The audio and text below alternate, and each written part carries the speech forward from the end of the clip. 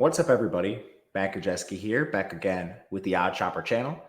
We are talking week 4 college football, top 3 games of the week, bets for each of those games. Before we get started, make sure to hit that thumbs up button, subscribe to the channel, and hit the notification bell so you know when this and all other content goes live. We're brought to you by Bet365, and they have a deal for those of you in Kentucky, Ohio, New Jersey, Virginia, Iowa, Colorado, Louisiana, Indiana, Arizona, North Carolina, and Pennsylvania. What you'll do is click the link below, make your first deposit, then place a $5 wager. And any game could be a team, a total, whatever. Whether it wins or loses, you are getting $200 in the form of bet credits. You must be 21 or older to play, 18 in Kentucky. If you or someone you know has a gambling problem, please call or text 1-800-GAMBLER. All right, the top games we're talking about: Michigan, USC, Oklahoma State, Utah, Tennessee, and Oklahoma. We broke down the full slate, myself and Ben Raza, on this very channel on Betting You. So if you would like more in-depth content on more games, we talk about 30 to 40 games a week. So make sure to check that out. But let's take you to our Odd Shopper live odds screen where we can shop these. And first off, we'll search for USC and see what we're working with. Right now, there's actually a -5 in the market. It is juiced. That's at -120 right now. So a bit of a surprise to me, but Michigan's taking money. I think there's reasons for that. We'll talk about why. The total in that game currently sits at 44.5. 44 in some spots. This makes sense given what we presume Michigan is trying to do. So the big thing in this game, Michigan is changing quarterbacks. They go from Davis Warren to Alex Orji. I think that makes sense given what we've seen from Davis Warren on the field through a slew of interceptions against Arkansas State and hasn't been pretty at any time this season. So now, what do we expect from the offense? Well, there have been a lot of questions with the pass game, but I think even more so now we've seen this Michigan offense turn to Alex Orji at various points in the season. Every single time, it's basically some sort of designed run. Teams load the box, and the success rate on these runs is minuscule. As a passer, I have a lot of reservations with Orji. He couldn't beat out Davis Warren. So what does that really say about him? There are other concerns with Michigan as well. Colston Loveland got injured in the game. He's their stud tight end, their best pass catcher. Tyler Morris, one of their starting receivers, did not play in the game. And they've been rotating centers throughout the entire season. Davis Warren and Alex Orji haven't exactly been put in the best position to succeed. Their offensive line is allowing a 31% pressure rate. And they replaced everybody. So, I mean, them rotating centers, some of the lumps, I think you could expect that. And with the quarterback situation also being new, with the running game not living up to expectations, Donovan Edwards has been a disappointment to start the year. These are concerns. And then you look on the other side. Previously, you could just walk right over USC's defense. With DeAnton Lynn coming in, it hasn't been the case. They did a good enough job against LSU, and honestly, I think they left some plays on the field because you go and you watch that game. In the end zone, the Kyron Lacey touchdown should have been an interception. Achille Arnold just lost the ball in the air, and then it ends up going for a touchdown instead of an interception, so that's a wild swing. But this team has been much better. Even though they're 91st in defense, a lot of that hinges on the coverage plays that were kind of just lapses in overall attention from the USC defense. They're also getting back Mason Cobb. They're also getting back Jalen Smith, who's been banged up for this team. So that's 2 extra defenders. What it comes down to for me is, can Miller Moss take advantage of the Michigan defense? Because whether you buy the USC defense or not, I think they've made improvements. I don't expect Michigan to score on them. Michigan had trouble scoring on teams like Arkansas State, and we can assume USC's better. Miller Moss has been good to start the year. He has a 73% completion for 9.2 yards per attempt, 2 scores, no picks. I'm not sure if the O-line holds up. So the big question with USC is this team is 101st in pass blocking, 64th in run blocking. The offensive line was the concern heading into the year. And for everything negative we've said about Michigan, that should not be extended over to their defense. They're currently 54th in total defense. Really good against the run. Up front, no questions asked. 14th in the country. They've been great there. They have been 78th in coverage. There have been some lapses in performance on occasion for this team. but that's exactly what they are. They're just lapses here and there. Overall, the body work is good. I still think USC is the side I prefer. And I understand overall efficiency metrics will lean towards Michigan, especially with them at home. Given the QB change, the revolving door on the offensive line, it's just not enough for me. It's USC or pass. My advice is wait. Michigan continues to take money. If you like a position on USC, you might be able to get better later in the week. All right, let's go to our second game. It's Utah. So the big thing here is another QB change, but this time it has nothing to do with performance. It is injury.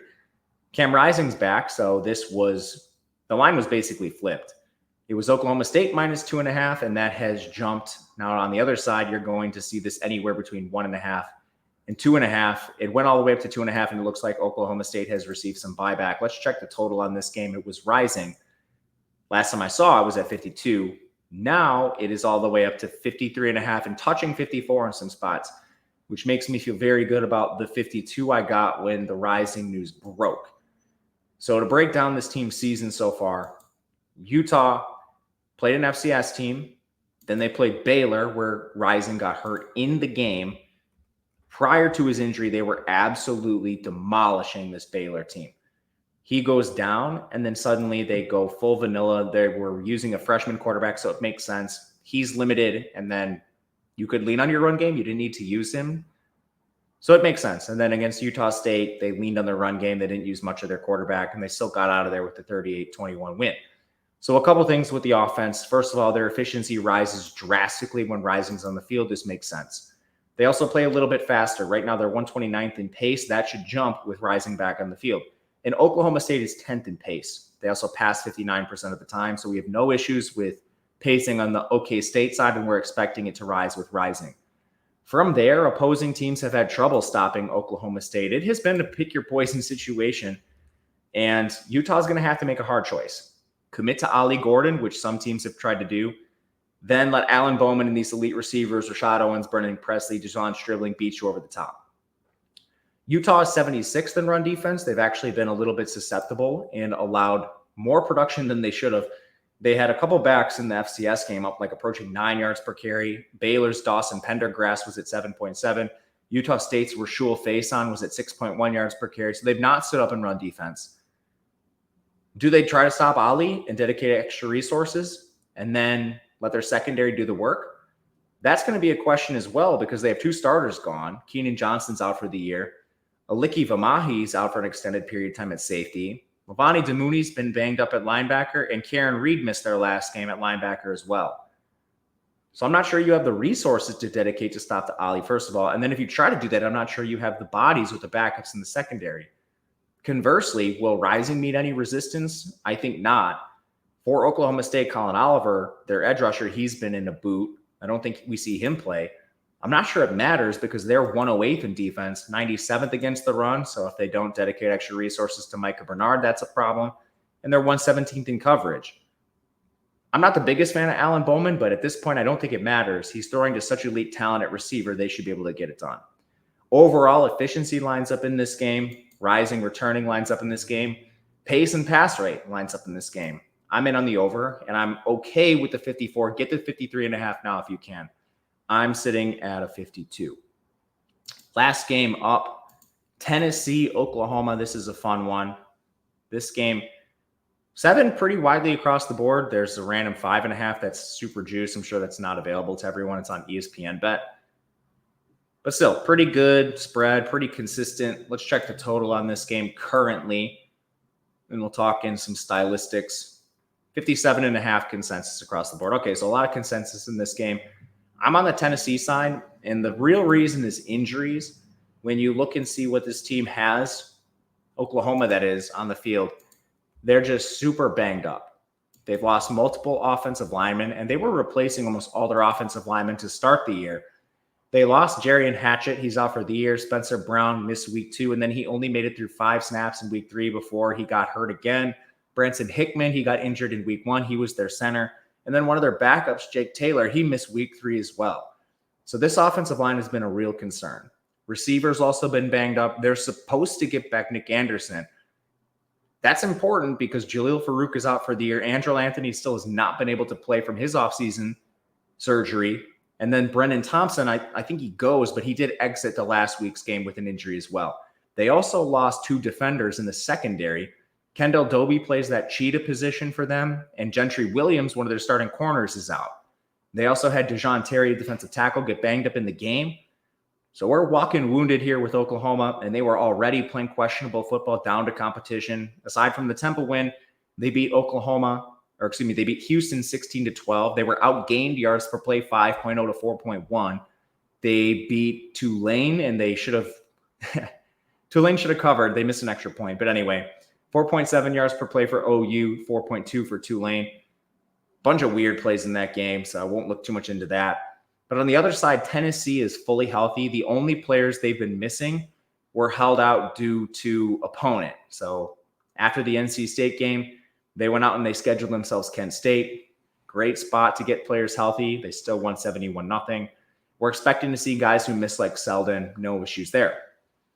And it hasn't just been full beatdowns. Well, it has. But one of them came against a quality opponent in NC State. They won 51-10. The yards per play battle, 6.9 for Tennessee, 2.9 for NC State. That was with Grayson McCall. He fumbled a ton. He had some interceptions. The turnover battle was a disaster for NC State. But Tennessee still looked good, so we have that data point to hang our hats on. The receivers for this team are elite. You bring in Brazel to complement what they already had. Brew McCoy's back from injury. Selden has looked good in the run game. The only real concern I have with this team is their secondary. And now you're going up against an Oklahoma team who has questions in the offensive line. Tennessee's pass rush likely gets home before that secondary is even tested. I'm okay laying the 7. I know it's on the road. This is an explosive offense that's going to play fast and has a chance to rack up a lot of points. That'll do it for us today. Again, if you want more games, check out Betting You on this very channel. Went through a ton of games this week, and we will continue to do so in the future. If you have a question, feel free to reach out to me on Twitter at Matt_Gajewski. Otherwise, we'll see you guys again soon, and good luck.